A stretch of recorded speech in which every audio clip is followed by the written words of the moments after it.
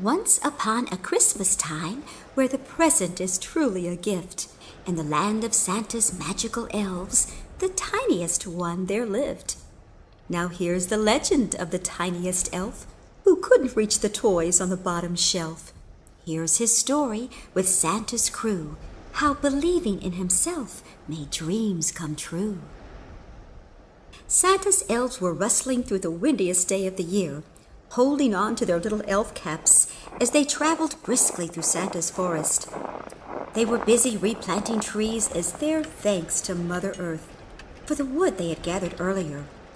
And grateful they were for this blessed wood to finish making the toys for Santa's famous Christmas Eve flight happening soon. As they planted one more seedling, Senior Elf, who had been Santa's assistant since he was just a junior elf, said his traditional prayer with his happy elfin crew as they all joined in together. Thank you, Mother Earth so dear, for bringing your children so much cheer. We give you back what we've taken from you with joyful smiles and gratitude. After this special moment of silence, they did their traditional little elf dance around the seedling and laughed merrily when the wind caught Senior Elf's cap, flying it high up in the air like Santa's sleigh would be doing before long. As he ran to find it in the huge pile of colorful new leaves by the newly grown trees where it had landed, the tiniest head he had ever seen popped up. And who have we here? Asked Senior Elf, who was trying not to chuckle at this cute little face looking back at him with wonder. This little face had the sweetest, most innocent eyes Senior Elf had ever seen. It was as if time had stopped for a moment, and he almost became lost in the sincerity of the sweet spirit peering through the eyes he was looking into. They were obviously the eyes of a very innocent, sweet soul in a very young little body. Senior Elf felt like a ray of warm and loving bright light was bathing him through and through as this tiniest of elves looked back at him. This tiniest of tykes stood up, we think, and simply smiled his tiny smile from his tiny face so sweet. He shrugged his tiny shoulders and looked shyly down at his feet. He didn't talk much, though he could hear from far and near with the hugest ears for such a tiny little face. He could hear even the softest sigh from the littlest deer that he saw run by. But he didn't quite know how to answer Mr. Senior Elf's question about just who or what he had here. For some unknown reason, he had forgotten who he was. He looked down and around his feet with as much wonder as this elfin crew looking back at him. Senior Elf then spotted a name tag on his coat. Property of Elvin. Well then, you must be Elvin.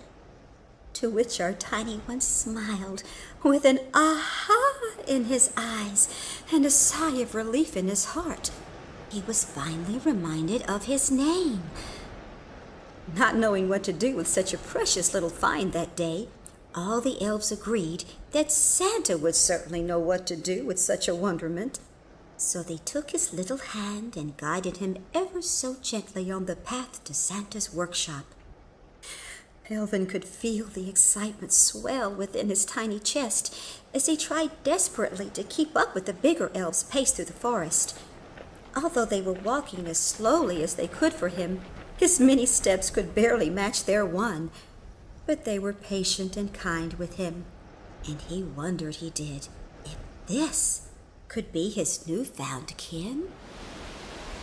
His little breath was quickly wearing out from trying to keep up. Then he was given a new breath of inspiration. Seeing the most beautiful and golden of homes before him, his heart was swelling with the excitement of meeting this Wizard of Christmas Oz, it seemed. Happy, hopeful thoughts were racing through his mind faster than his little feet could keep up with his little body. Something deep inside him whispered in his heart, Your journey's just begun. Believe that your elf purpose will find you, little one. Though short in stature, he was high in hopes and had an inborn gift of choosing to see the good in things, though sometimes he may not feel so good. As they got closer to Santa's porch, he could see from a distance a kind of glowing figure standing there waiting for them. It appeared like an angelic presence of some sort, with the whitest of curls surrounding the sweetest dimpled face, with little golden round granny glasses upon her rosy round nose. The beloved Mrs. Claus sparkled. As always, she would meet Santa's helpers with warm hugs and hot cocoa at the door. It was her traditional welcome home and thank you for their working long hours in the coldest season to aid Santa in his last-minute preparations for that big night of all nights. As they approached the huge, friendly entrance to this magical year-round Christmas home, they could hear Mrs. Claus with her congenial little chuckle. Oh, my goodness, our faithful elfin friends, what did you bring home to us this time? That must be the tiniest little dancing elfin toy I've ever seen, a true one of a kind. Little Elvin blushed and bowed his little head when the softest hand he had ever felt patted his tiny elfin cheek. Mrs. Claus then said in the kindest voice he had ever heard, "Oh my, please pardon me, sweet little one. You're not a toy at all, are you? You're real, you tiniest of all elves. It is the sweet spirit in your eyes that reveals your biggest self indeed." As Mrs. Claus gave our new little friend a big hug of welcome love, Elvin heard resounding footsteps behind the door. Mrs. Claus's face seemed to light up in expectation as the door opened to reveal the biggest and kindest and jolliest of souls he had ever seen, Santa Claus himself standing there. Instantly flashing through Elvin's mind were pictures and stories he had seen somewhere and some other time of this grandest philanthropist for little children on Christmas Eve. Yes, Santa was all he had heard about and more. Though he appeared somewhat of a giant figure to Elvin's tiny size, our littlest of elves was not afraid at all. For within that striking exterior lived the biggest and warmest heart he had ever sensed, much like the heart he felt in the hug from Mrs. Claus. Upon Santa's entrance, Mrs. Claus kissed him on his rosy and dimpled cheek, revealing a twinkle in both of their eyes that truly glistened with adoration. Then, with a shared wink between them, it was as if on cue she was off to the Kris Kringle kitchen to make the tastiest and warmest elf food on the planet, and to find some tiny elfin food for their precious new little guest. Santa finally looked down far enough to see what all the commotion was about at the doorway, and his face lit up almost as red as his furry red coat. He exclaimed, "Ho, ho, ho, ho, whoa! What have we here?" As he looked deep into the soulful eyes of our littlest elf, he could see Elvin's spirit shining back. Then he looked into the eyes of Senior Elf, and without a word, they seemed to communicate with one another. Both smiled and nodded as if in agreement. "Welcome to our happy home," Santa warmly said. "We'll help you find yours, too. Till we do, we'll take extra good care of you." There was a long silence as everyone's eyes turned to little Elvin. They were all eagerly waiting for his response. This tiniest elf was so stunned by the kindness and generosity of his newfound friends, he could barely speak. Then, in the tiniest little voice from the tiniest little elf mouth came 3 tiny little words that sounded as if they spoke from a dreamland far, far away. "Thank you, Santa." Could it be? This mysterious little elf has finally spoken his first little words. And then everyone broke out into warm and joyous laughter. Elvin chimed in, looking out with joy how everyone was actually laughing with him. It was a warming, fuzzy elf feeling to have this loving acceptance so soon. They all proceeded happily and hungrily into the most fun-looking dining room Elvin had ever seen. The tables and chairs appeared huge to him, with ornate decorations on Santa's big chair at the head of the table. It felt fun because there were pictures of favorite toys of Christmas past on the walls, as well as 8 portraits of his favorite and beloved pets and co-pilots: Dasher, Dancer, Prancer, and Vixen, Comet, Cupid, Donner, and Blitzen. All gathered around Santa's big table and held hands to say grace and give thanks, as they always did, for another safe trip home from the forest. They counted their many blessings, including the help of nature's beautiful trees that supplied all they needed for toys and shelter. They were even more grateful for the opportunity to give back to the earth new-found tree seedlings to complete the circle of life they so loved to complete. As they took each other's hand, Senior Elf couldn't help but hear a little hopping sound right next to him. It was little Elvin hopping up, trying to grab his hand. Oh, sorry, little buddy.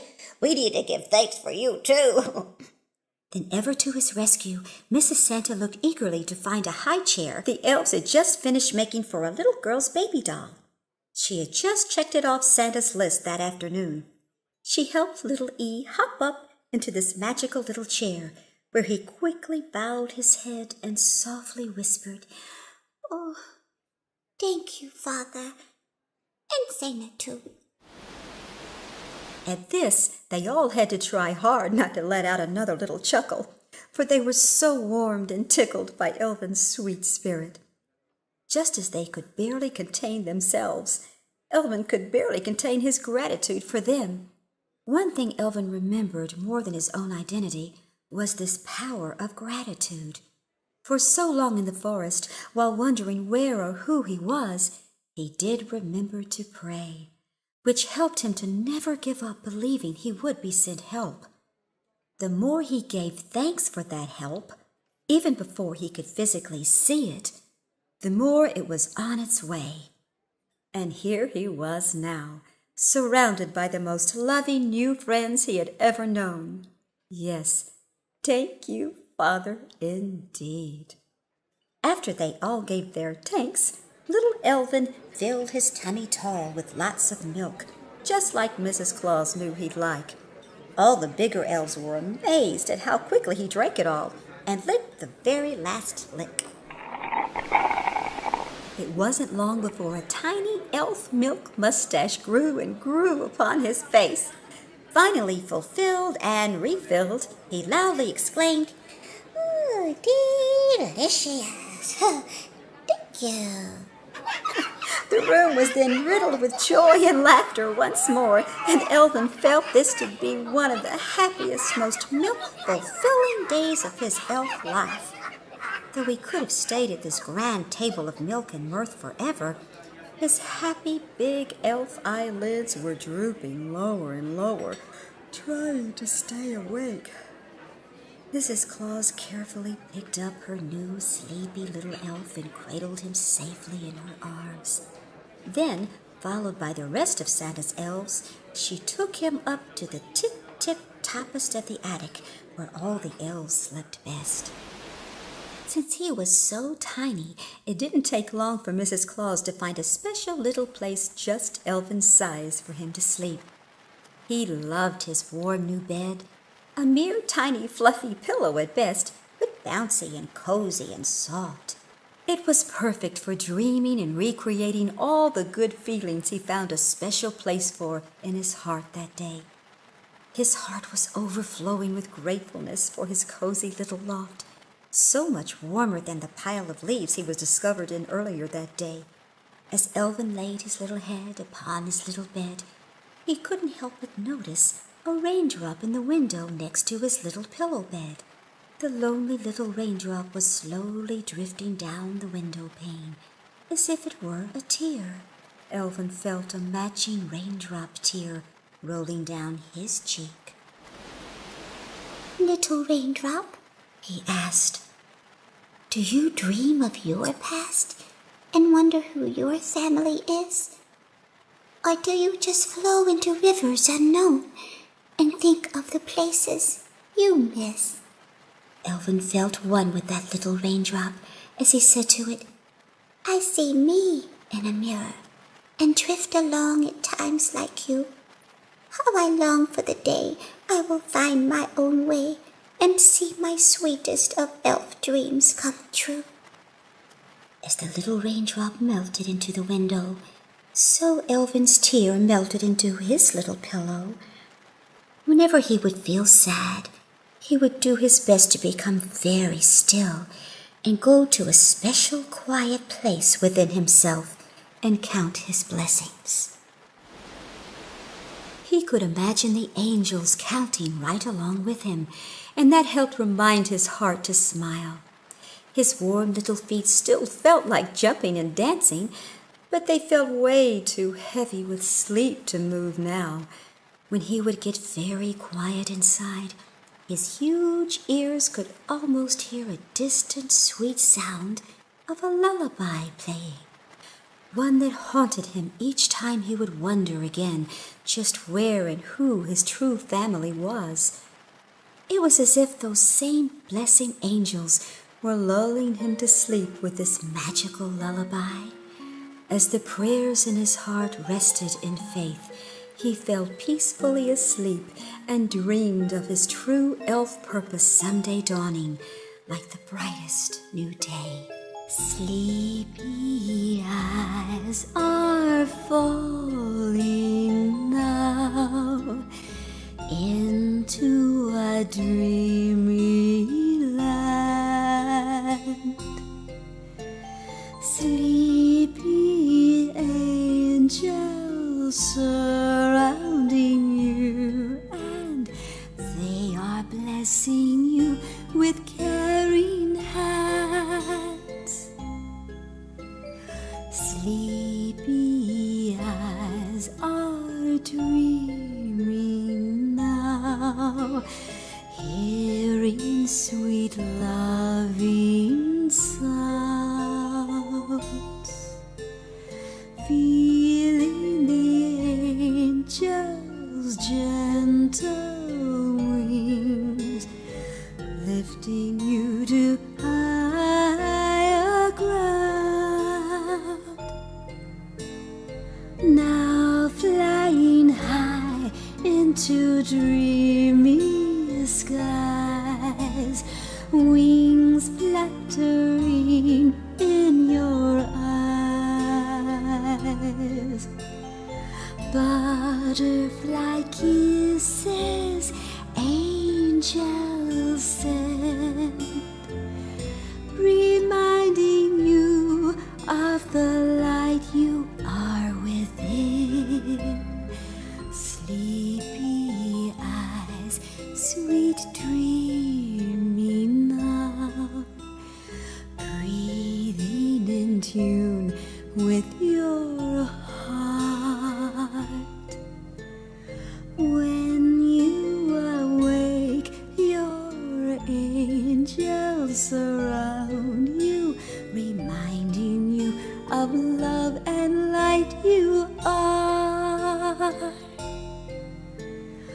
When you awake, your angels surround you, reminding you of love and light you are. You are.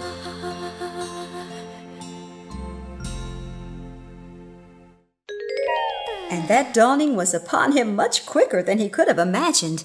When he awoke the next day, he felt a sense of enchantment in the air he had never felt before. Something special he could just feel was on the way.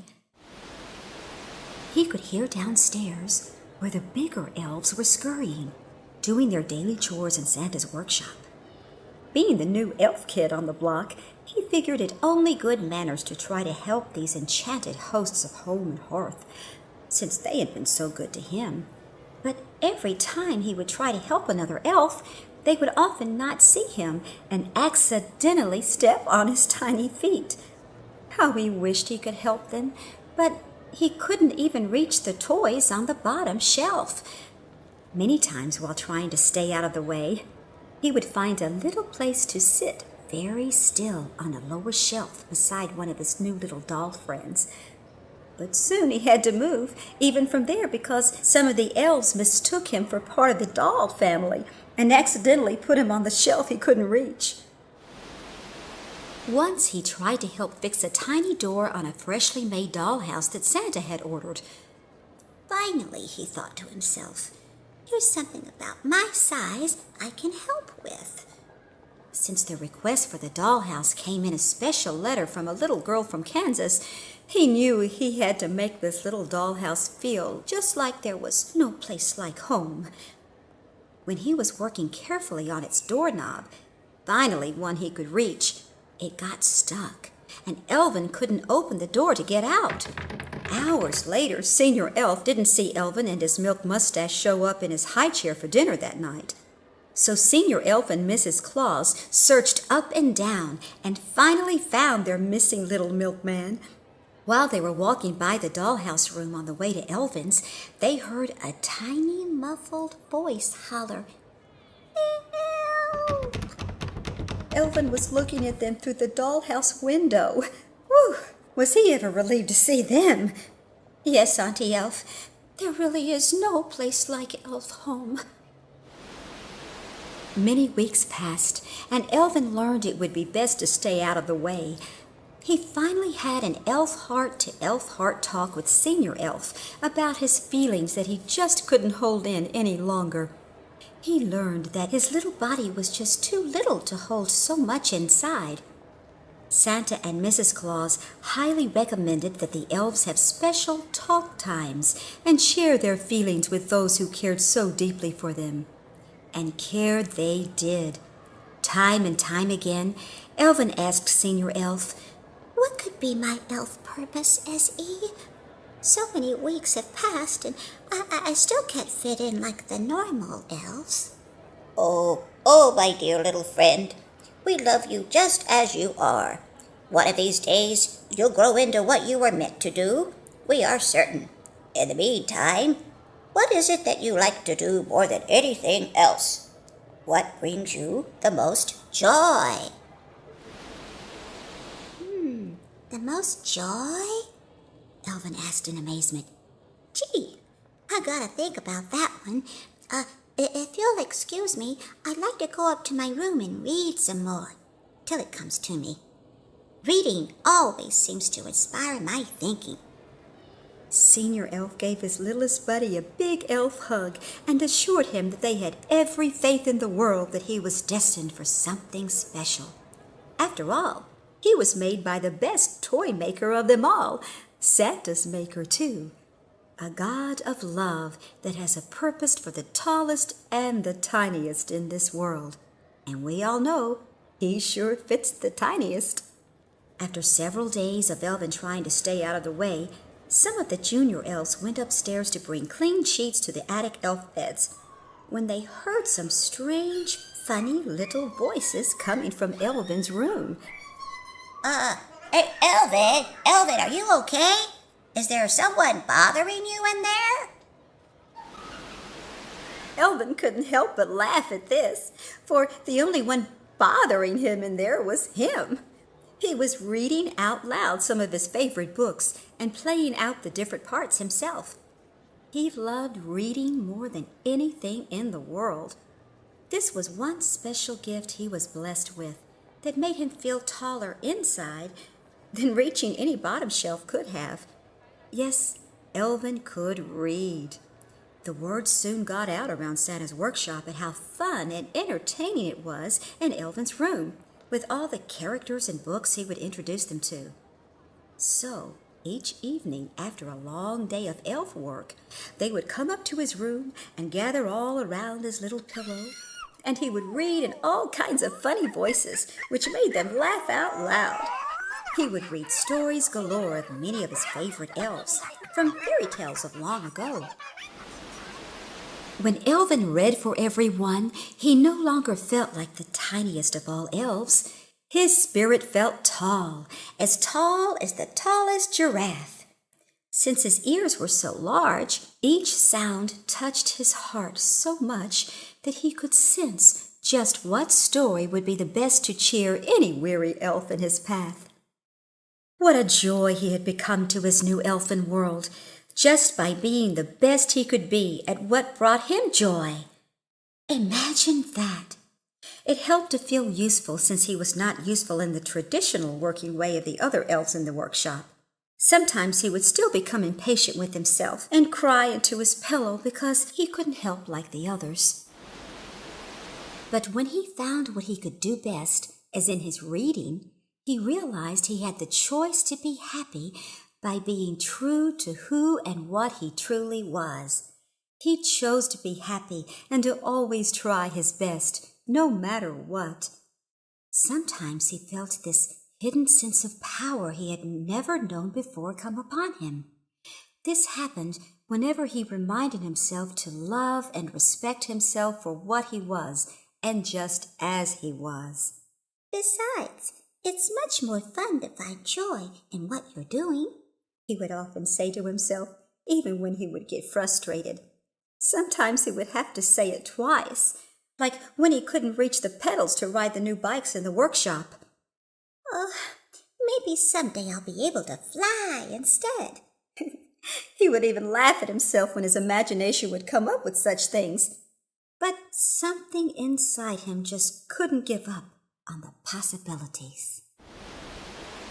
Like the pedals on that bike he wished he could ride, Christmas Eve spinned in way too fast for him this year. 'Twas the night of all nights when Santa would make his famous trip around the earth for the most beloved children of mirth. It was time for Santa to go out and do his traditional check of his sleigh and reindeer. He was checking his sleigh to make sure that every last toy would fit into it. There would barely be room for Santa himself, as there were so many toys for so many good little girls and boys this year. As he bent down to inspect the sleigh, he felt something slip off of his face. It was his magical glasses. Oh no, not my glasses. When he leaned down and looked at the glasses, he could see that they were broken beyond repair. Since Santa rarely raises his voice, Mrs. Claus and all the elves came running out to the sleigh to see what had happened. They heard Santa sadly say, Oh, how am I going to read my list of toys for all the good little girls and boys? I cannot read without my glasses. Everyone quickly began to brainstorm what to do. Santa said, Who can read as easy as ABC?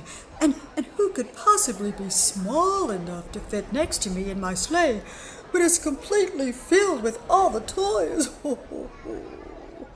That moment, as if the heavens opened up with lighted ahas to all the elves, Santa exclaimed with glee, Elvin! He's the one who can read and fit next to me. And he can read as easy as ABC. The elves happily hollered, Yeah! Elvin! That's it, Santa! Elvin can save the day! As they were hollering, they scurried to find their shining star to lead the way that night. When they ran up the stairs to the attic to his room, you could hear them in harmony chanting together. Elvin! Oh, Elvin! Where are you, little Elfin? Elvin! Oh, where could you be? Elvin was up in his room all right, but not really present in his mind. He often sat quietly, gazing into his magical mirror, he called it. It was magical to him because of the peace it gave him when he saw a reflection magically look back at him. A reflection he thought might be his own, but sometimes looked mysteriously different. His eyes were getting heavy. He heard a soothing lullaby in his head every time he would ask a question to the angels, such as, "Is this where I'm supposed to be?" just as his little head was nodding off on his little pillow bed, he thought, "Oh, wow. Those angels sure sound like my elf friends. Wonder if my angels are as little as they are, too." As the voices got closer and closer, "Elvin! Elvin! Elvin!" He rose up in a startle when he heard Senior Elf say, "Elvin, Santa needs you to help him in his sleigh." "He needs me?" exclaimed a rather shocked little E, still kind of wondering if this was a dream, or if he had fallen somehow into his own reflection in his magic mirror. "Oh, I'm too tiny to help. But all you bigger elves, I am sure, can fulfill whatever Santa may need you to do." "Oh no, our special little friend. You're the perfect fit for this trip. In fact, it's as if you were made to be the perfect one to save the day. Santa's glasses are broken, and thank goodness you can read his famous list to save the day." All of a sudden, Elvin felt a strength swell up inside of him he had never known before. In an instant, he became aware of this inner knowing that, yes, it is time to live part of his life's purpose. And he didn't even have to try. All he had to do was just be who he was. All of his new elf fans now rallied around him and helped him to dress in his warmest elfin scarves and sweaters. This was going to be a long and cold trip up there in the clouds for sure. They were all singing and chanting once again as they lifted him high, high above their little elfin shoulders and carried him downstairs to Santa in the happiest elfin parade all had ever seen. They sang, "Elvin, the tiniest elf, saved Santa's Christmas day." Santa was ecstatic when he saw this sight for glassless eyes parade down in front of him in his magical sleigh. Ho, ho, hooray, ho, he beamed with joy. "Elvin, you're helping all the good little girls and boys receive gifts they have dreamed of. The spirit of Christmas is giving, it's true. And the best giving of all is when you give what's in you, thanks to your spirit, kind and loving and free. Get ready to read and sit next to me." Santa steadied his reindeer, preparing for takeoff. When Elvin jumped up to the sleigh, Santa caught him mid-air and all chuckled as he fell into place so easily. It was as if someone had painted this scene already. "Elvin, my littlest helper with the biggest heart, I hand you my most important list, the one I've worked on all year. I trust you completely with it because of your faith-filled spirit to always do your best." Elvin could feel a little lump in his little throat, and he was filled with such emotions and joy. He realized at this present moment, which is truly all there is, he was much more than this little body after all. He became aware of something more than just his thoughts looking out of his sweet, soulful eyes. He gave thanks deep inside for all of those times he chose to see good when things looked bad and never to give up hope that his destiny would find him.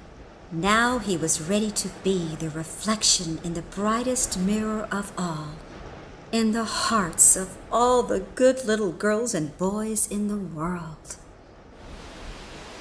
He felt a rumble under the seat as a tremendous power seemed to come out of nowhere when Santa loosened the reins on his reindeer team. Elvin couldn't believe his eyes when he saw all 8 of them look back at this tiniest co-pilot they had ever seen. Elvin waved and smiled and gave them the biggest little thumbs up he could muster. Then, as if on cue, they all surprisingly raised their hoofs in the air back at Elvin, as if to give a high five. When the sleigh hit the air, Our tiniest elf spirit lifted with it. He waved back down at all of his wonderful new elfin family cheering him on below, as the elfin family saw Santa and his brave new team getting tinier and tinier in the distance. They heard the tiniest little angel voice, sounding just like Elvin's, singing to them. Happiness is a state of mind. The more you have, the more you find. Be happy first with who you are, and the time will come to shine your star. And to all you wee ones listening here, remember Elvin's story with the sweetest of cheer. May this legend remind you, as the Christmas star, you were made perfect just the way that you are. When it's Christmas, you hear many songs about Santa, from the Lone Star State all the way to Montana. Frosty, Rudolph, and Frosty the Missing, Chipmunk sleigh rides and mommy kissing. It's beginning to look holly jolly, except The elves have been left out, and for that we've wept. now here is our chance to make history right. We'll sing about Elvin one Christmas Eve night. Elvin, the tiniest elf, couldn't reach the toys on the bottom shelf. But Elvin, the tiniest elf, was loved by one and all. Oh, Elvin, the tiniest tyke, couldn't reach the pedals to ride a bike. But Elvin, the tiniest tyke, always did his best. Though he was the tiniest elf, he read very well and believed in himself. And that's what saved Santa's day when his glasses broke upon the sleigh. How could he read his list of toys for all the good little girls and boys? Elvin He said. will fit next to me and read as easy as ABC. Yes, Elvin, the littlest lad, sure seemed good when things looked bad. Elvin, the littlest lad, was happy he was small.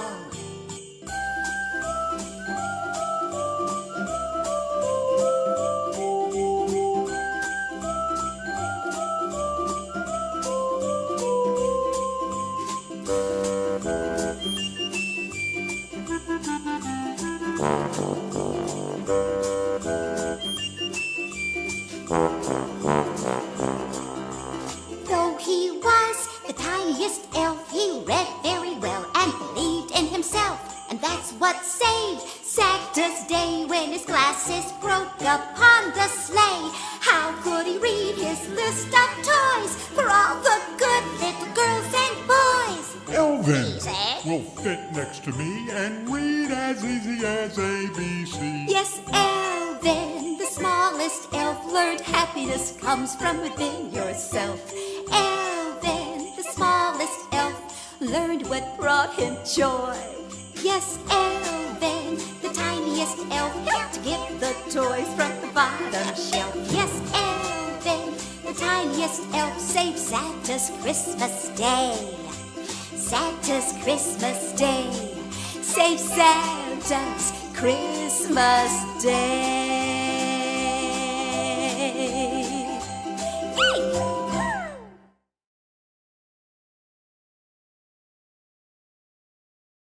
And now, all you parents of your elves at home, here are some questions to ask your wee one. Have you ever been lost? What would you do if you were lost? Why did Elvin feel like he could trust the elves that found him? Who would you trust if you were lost? Do you know your address and telephone number? If you were in this story, who would you want to be? Why would you want to be that story character?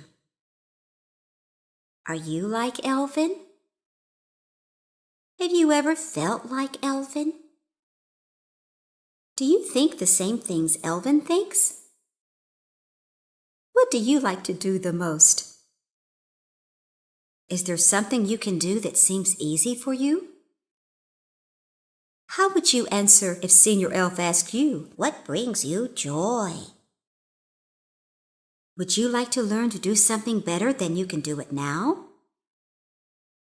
If you could be any age, how old would you want to be? How old do you think Elvin was? Elvin dreamed about things. What do you dream about? Have you ever wanted to help but didn't know how? Why do you think Elvin loved to read so much? Is it important for others to love and respect you? Can you make people love or like you? Is it important for you to love and respect yourself? Would you like to ride with Santa on his sleigh? Ooh, how would that feel? Santa and his family became Elvin's family. What made Elvin feel like he was a part of Santa's family? What makes you feel like you belong in our family? How can your friends become like a part of your family? Now it's your turn. Add your own questions.